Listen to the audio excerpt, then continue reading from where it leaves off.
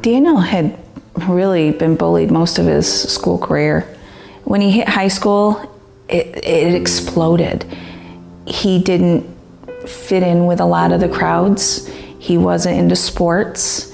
He was into hunting and trapping, which not a lot of kids his age are into.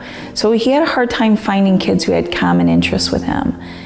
So that made him a target a lot of the time. It started out with words. He was called just horrible names. It progressed to having trash thrown at him. He was punched in the stomach. He was made to lick a bus window. He was jumped from behind walking to the buses. He was ridiculed for the music he listened to. You name it. They looked for any little thing just to make his life miserable. When he was jumped walking to the bus, the boy told him the night before that he was going to do it. He said to him in a text, "Why? I know you don't like me. That's why I don't come near you. I don't have any interactions with you. I respect that. Why can't you respect me? What have I done to you?" His response was, "Because you're a pussy and you need your ass kicked." It makes no sense to me even today.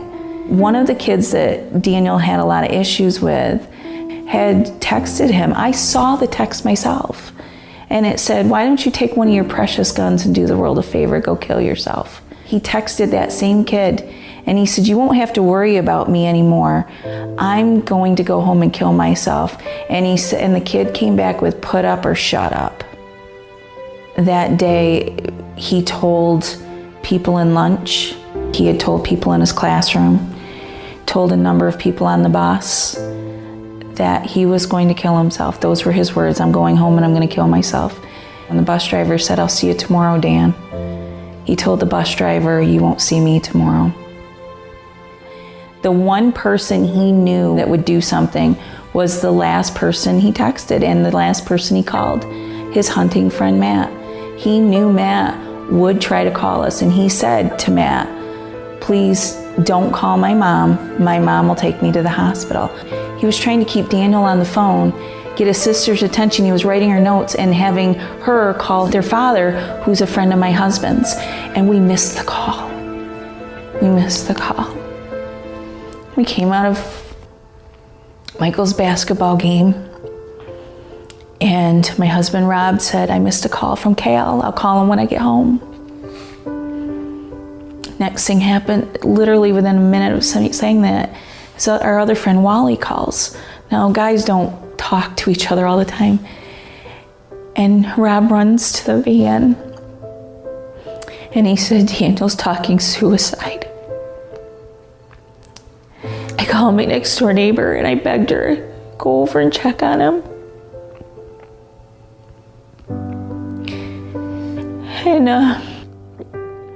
she walked in the door and she yelled, "Daniel," and she thought she heard him say something, and she shouted out, "We love you." And then she heard the shotgun blast. And I ran to his room, and the sight that I saw was horrific. It was horrific, and I remember hearing myself screaming, but I couldn't feel it, and running back outside. And I could hear Michael screaming, "I want my brother back." And every EMT that showed up, I begged him, "Please just find a pulse. I'll take him any way that I can have him." There was none. I've played a million scenarios over in my head what I would do if I was there 30 minutes earlier. Knowing what I know now, I would just wrap him in my arms and just beg him and tell him how much he means to so many people. Because so many people have talked to us since he died. They've sent us letters. I received letters from kids his age. I just wish he knew how much he meant to so many people.